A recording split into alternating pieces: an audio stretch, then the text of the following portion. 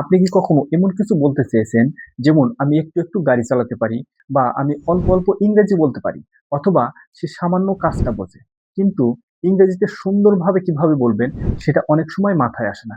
তাহলে আজকে ক্লাসটি আপনার জন্য। আজকের ক্লাসে আমরা শিখব এমন একটি সুপার ইউজফুল স্ট্রাকচার, যা দিয়ে আপনি খুব সহজেই একটু একটু বা আংশিকভাবে ইংরেজিতে খুব সুন্দরভাবে বোঝাতে পারবেন। Okay, let's hit over to the whiteboard and learn it together.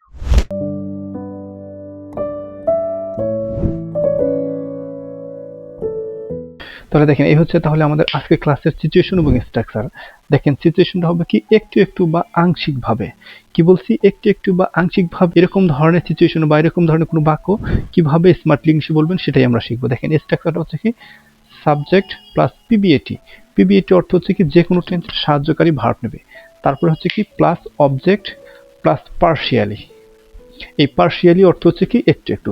চলুন এখন আমরা শিখবো এই সিচুয়েশনে এই স্ট্রাকচারের মাধ্যমে কিভাবে স্মার্টলি আমরা আমাদের রিয়েল লাইফে কনভারসেশন করব, তার জন্য কিছু রিয়েল এক্সাম্পলের মাধ্যমে বুঝে নিই। তাহলে প্রথম রিয়েল এক্সাম্পলটি হচ্ছে, হ্যাঁ, আপনি যদি আজ আমার ক্লাসটি প্রথমবার দেখে থাকেন তাহলে স্পোকেন ইংলিশ শেখার এই যাত্রায় আপনাকে স্বাগতম। চ্যানেলটি সাবস্ক্রাইব করে রাখুন যাতে পরবর্তীতে এরকম আরও গুরুত্বপূর্ণ ভিডিও আপনি মিস না করেন। আর যারা অলরেডি সাবস্ক্রাইব করেছেন আপনাদের প্রতি আন্তরিক ধন্যবাদ এবং ভালোবাসা। তাহলে দেখেন আমাদের প্রথম রিয়েল এক্সাম্পলটা হচ্ছে কি, যে আই ক্যান ড্রাইভ পার্শিয়ালি। কি বলছি? আই ক্যান ড্রাইভ, আমি একটু একটু গাড়ি চালাতে পারি। দেখেন একটু একটু পারি, এই সিচুয়েশনে আমরা এই স্ট্রাকচার কিভাবে ইউজ করবো আই থিঙ্ক আপনারা বুঝতেছেন। চলুন আমরা আরো একটি রিয়েল এক্সাম্পলের মাধ্যমে বুঝে নিই।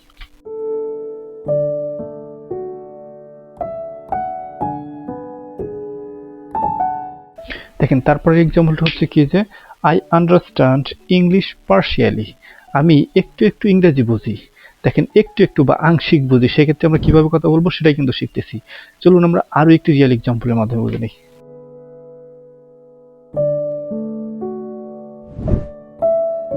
দেখেন তারপরের এক্সাম্পলটা হচ্ছে কি, যে হি স্মোক সিগারেট পার্শিয়ালি। সে অল্প অল্প সিগারেট খায়, মানে সে মাঝে মাঝে সিগারেট খায়। From my point of view আপনারা ভালোভাবে বুঝতে পারছেন একটু একটু বা আংশিকভাবে এই স্ট্রাকচারের মাধ্যমে কিভাবে সেন্টেন্স গঠন হয়। এখন আপনার কাছে হলো আজকে ক্লাসের স্ট্রাকচার ইউজ করে অন্তত 5টি বাক্য তৈরি করুন নিজের বাস্তব অভ্যাস বা দৈনন্দিন কাজ নিয়ে। আপনারা কিভাবে বাক্য তৈরি করার জন্য চিন্তা করবেন, চলুন আমি আপনাদের কিছু ধারণা দিয়ে দিচ্ছি কিভাবে সেন্টেন্স তৈরি করবেন। দেখেন আপনি কোনো কোনো স্কিল আংশিকভাবে পারেন, বা কোনো কোনো কাজ আপনি মাঝে মাঝে বা সামান্য করেন, অথবা কোনো অভ্যাস বা বিহেভিয়ার আপনি ফুললি না করে পার্শিয়ালি ফলো করেন। মনে রাখবেন, আপনি যত বেশি রিয়েল এক্সাম্পল তৈরি করে প্র্যাকটিস করবেন তত দ্রুতই ইংরেজি স্বাভাবিকভাবে মুখে চলে আসবে। That's all for today's class. If you learn something new, I truly appreciate it.